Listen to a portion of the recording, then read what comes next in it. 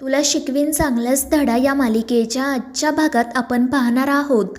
अधिपती आणि अक्षरा चेक इनची वाट बघत असतात, पण अक्षराला खूप झोप येत असते. त्यामुळे मग ती अधिपतीच्या खांद्यावरच डोकं ठेवून झोपी जाते. तर अधिपती तिच्या अंगावर शॉल टाकतो आणि हसतच तिच्याकडे बघत असतो.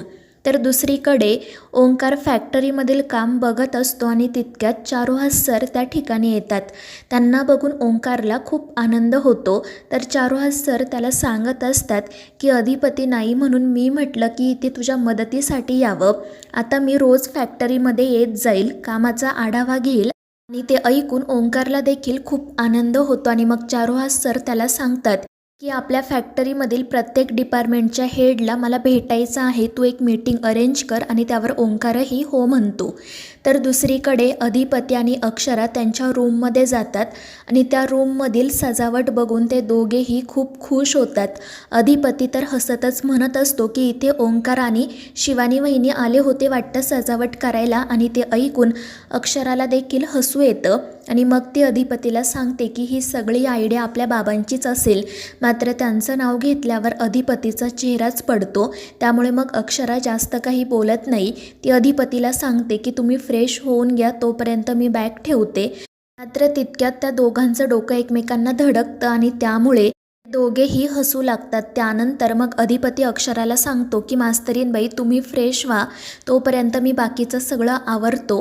मात्र त्याआधी मला आईसाहेबांना कॉल करायचा आहे, त्यांना सांगतो की आम्ही इकडे सुखरूप पोहोचलोय. पण ते ऐकून अक्षरा घाबरते, कारण चारुहास सरांनी तिला सांगितलेलं असतं की काही झालं तरी अधिपतीचा आणि त्या भुवनेश्वरीचा कॉन्टॅक्ट होता कामा नये. त्यामुळे मग ती अधिपतीला म्हणू लागते की आता खूप उशीर झालाय, आपण मॅडमला उद्या सकाळी कॉल करू. पण अधिपती ऐकत नाही. तो म्हणतो की असं कसं. पण अक्षरा त्याला समजावते. तर अधिपती म्हणत असतो की मग आपण निदान आजीला तरी कॉल करू, ती आपल्या फोनची वाट बघतच बसली असेल. मात्र अक्षरा म्हणत असते की त्यापेक्षा मी बाबांना मेसेज करते, ते आजींना सांगतील. मात्र अधिपती काही ऐकत नाही. तर दुसरीकडे चारुहास सर फॅक्टरीमधील सगळे डॉक्युमेंट्स चेक करत असतात आणि सगळं काही अप टू डेट असल्यामुळे ते अधिपतीचं आणि ओंकारचं खूप कौतुक करत असतात. त्यानंतर ओंकार त्यांना नवीन प्रोजेक्टची फाईलसुद्धा देतो आणि त्याबद्दलही माहिती सांगतो. त्याचसोबत अधिपतीने जुन्या प्रोडक्टसोबत नवीन कोणती प्रोडक्ट लॉन्च केली आहेत हे देखील तो चारुहास सरांना सांगतो. त्यामुळे चारुहास सरांना खूप आनंद होतो. अधिपती ज्या प्रकारे फॅक्टरीचं काम सांभाळत असतो त्यामुळे त्यांना त्याचा खूप अभिमान वाटतो. त्याचवेळी फॅक्टरीमध्ये काम करणारा एक माणूस त्या ठिकाणी येतो. चारुहास सरांच्या मित्राचा तो मुलगा असतो आणि त्याला इतक्या वर्षांनंतर बघून चारुहास सरांना खूप आनंद होतो. ते त्याची आणि त्याच्या घरच्यांची चौकशी करतात आणि त्यांनाही भेटायचं ठरवतात. तर दुसरीकडे अधिपती आणि अक्षराचं बोलणं सुरू असतानाच एक वेटर त्या ठिकाणी येतो. तो अधिपती आणि अक्षरासाठी केक घेऊन आलेला असतो. त्यामुळे ते दोघेही खूप खुश होतात आणि मग या सगळ्या गडबडीमध्ये अधिपती फोन करायचं विसरून जातो. त्यामुळे अक्षरा पटकन फोन बॅगमध्ये ठेवते आणि अधिपतीला फ्रेश व्हायला सांगते. अधिपती गेल्यानंतर ती पटकन चारुहास सरांना कॉल करते आणि ते सुखरूप पोहोचल्याचं सांगते. त्यानंतर चारुहास सर तिला अधिपतीचा भुवनेश्वरीसोबत काही कॉन्टॅक्ट झाला का हे विचारतात. त्यावर अक्षरा म्हणते की नाही. मात्र अधिपती सतत म्हणतायत की मला मॅडमसोबत बोलायचं आहे, त्यांना सांगायचं आहे की आम्ही इथे सुखरूप पोहोचलोय. मी अजून त्यांना किती वेळ थांबवणार. पण चारुहास सर म्हणत असतात की अक्षरा बाळा, तू हुशार आहे, असं समज की ही तुझी परीक्षा आहे. पण काही झालं तरी त्या दोघांचं एकमेकांशी बोलणं होऊ देऊ नको, नाहीतर ती भुवनेश्वरी तुमची ट्रिप स्पॉईल करेल. ती अधिपतीला लगेच इकडे बोलावून घेईल. हवं तर तुम्ही ज्या दिवशी निघाल ना तिकडून त्या दिवशी त्याचं बोलणं होऊ दे, पण तोपर्यंत तू काही कर. पण त्याचं आणि तिचं बोलणं होता कामा नये. आणि ते ऐकून अक्षरा काळजीत पडते. अधिपतीला कसं थांबवावं हे तिला कळत नाही आणि मग ती चारुहास सरांना सांगते की आज मी असं करते की अधिपतींना सांगते की मी तुम्हाला कळवले आम्ही इथे सुखरूप पोहोचलोय म्हणून आणि तुम्हीच मॅडमला सांगितले. त्यावर चारुहास सर म्हणतात की ठीक आहे, आपण असंच करूयात आणि मग ते फोन ठेवून देतात. दुसरीकडे चंच आणि दुर्गीसुद्धा फोनवर बोलत असतात. चंची दुर्गीला ती तिथे सुखरूप पोहोचली की नाही ते विचारत असते, तर दुर्गी तिला सांगते की मी ते व्यवस्थित पोहोचले आणि ज्या हॉटेलमध्ये ते दोघेजण राहिलेत ना तिथेच मी सुद्धा राहिले. ते ऐकून चंची खुश होते आणि मग त्यानंतर त्या दोघीजणी भुवनेश्वरीबद्दल बोलू लागतात. दुर्गी तिला विचारत असते की तू तर घरातच होती ना, मग तुला मोठ्या मालकांना काही बोलता आलं नाही का? तर चंची म्हणत असते की अगं मम्मी, इथे मला काय किंमत आहे आणि बरंच झालं ती मावशी घराबाहेर गेली. त्यावर दुर्गी म्हणते की ते तर खरंच आहे, पण ती घराबाहेर गेल्यामुळं आपलं ATM कार्डसुद्धा बाहेर गेलं.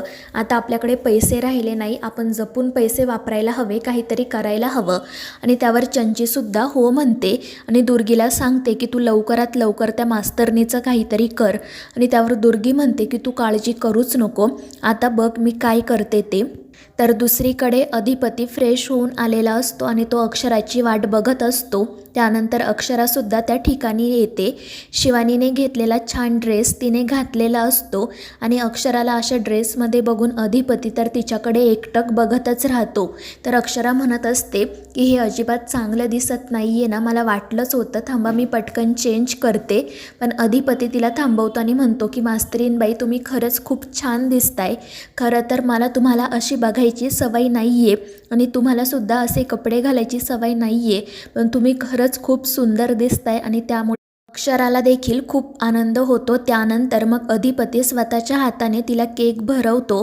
त्यामुळे अक्षरा तर अजूनच खुश होते आणि मग ते दोघेजण डान्स करायला सुरुवात करतात. तर दुसरीकडे दुर्गी अक्षरा आणि अधिपती नेमके कोणत्या रूममध्ये आहेत हे शोधायचा प्रयत्न करत असते, पण तिला ते दोघे काही सापडत नाही आणि म्हणूनच ती तिथे असणाऱ्या एका वेट्रेसला त्या दोघांबद्दल विचारत असते. पण तिला त्या लोकांची भाषा येत नसल्यामुळे मग कसं बोलायचं असा ती विचार करते आणि एक एक मराठी शब्द इंग्रजीमध्ये ट्रान्सलेट करून ती त्या वेट्रेसला अधिपती आणि अक्षराबद्दल विचारते आणि ती ज्या दिशेकडे बोट करते तिकडे मग दुर्गी जायला सुरुवात करते. जाताना ती त्या वेट्रेसला टिपसुद्धा देते आणि तिला तिचं तोंड बंद ठेवायला सांगते.